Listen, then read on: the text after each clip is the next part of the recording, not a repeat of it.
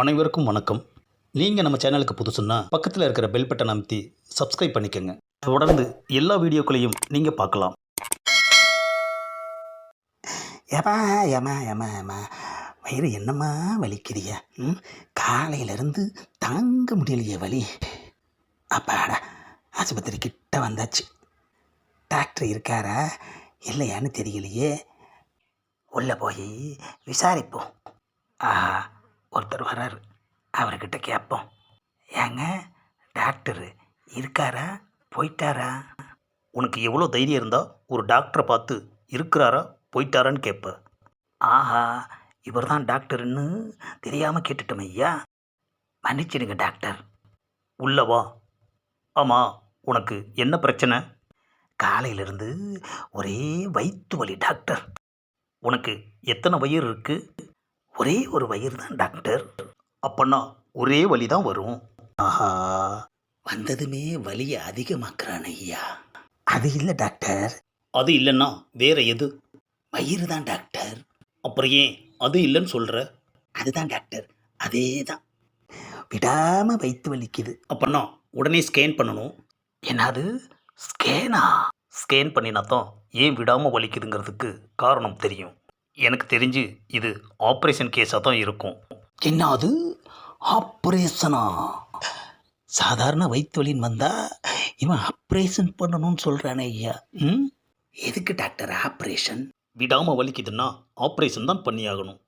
என்னது சாதாரண வயிற்று வலிக்கு இவன் வயிற்று அறுக்கணும்னு சொல்கிறான். டாக்டர், அறுக்காமல் கண்டுபிடிங்களேன். என்ன எங்கிட்டயே நக்கல் பண்ணுறியா? டாக்டர், நான் அந்த அர்த்தத்தில் சொல்லலை. டாக்டர், வலி ரொம்ப அதிகமாக இருக்குது. எங்கே வலிக்குதுன்னு நீங்கள் தான் கண்டுபிடிச்சி ஏதாவது மருந்து கொடுக்கணும். வலிக்கிறது உன்னோட வயிறு, நான் எப்படி வலியை கண்டுபிடிக்க முடியும்? ஆஹா, ஒரு டாக்டரே இப்படி கேட்டால் என்ன அர்த்தம் டாக்டர்? தெரியலன்னு அர்த்தம். சரி, அது போகட்டும். நான் கேட்குற கேள்விக்கெல்லாம் கரெக்டாக பதில் சொல்லணும். கேளுங்க doctor. A few moments later. அப்பாடா, டாக்டர் கேட்ட கேள்விக்கெல்லாம் டக்குன்னு பதில் சொல்லியாச்சு. ஆஹா, என்னது வயிற்றை பார்க்காமையே மருந்து எழுதிக்கிட்டு இருக்காரு. வலி எங்கன்னு கண்டுபிடிச்சிட்டாரு போல இருக்கு. முதல்ல ஃபீஸு 500 ரூபாய் கொடு. ரொம்ப அதிகமாக இருக்கே டாக்டர்.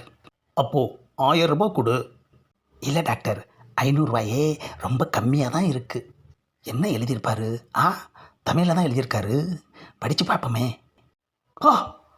என்ன அது? பாத்ரூம் போன்னு எழுதியிருக்காரு.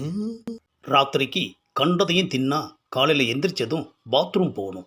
போகலைன்னா வயிற்ற வலிக்கத்தான் செய்யும். போ, நிற்காத, போய் முதல்ல நான் சொன்னதை செய். ஆஹா, நான் பாத்ரூம் போகிறதுக்கு பீஸு 500 ரூபாயா? பப்ளிக்லேயே 5 ரூபா தானேயா வாங்குறான். நெஞ்ச வலிக்குதேயா. வயிற்று வலின்னு டாக்டர்கிட்ட வந்து இப்போ நெஞ்சு வலியாக மாற்றிட்டானே ஐயா. அதை இவங்கிட்ட சொன்னால் இஞ்சி டீ குடின்னு எழுதி கொடுத்துட்டு அதுக்கு ஒரு 1000 ரூபா பீஸ் கேட்பான். இந்த காமெடி பதிவை லைக் பண்ணுங்கள், ஷேர் பண்ணுங்கள், மறக்காமல் சப்ஸ்கிரைப் பண்ணுங்கள்.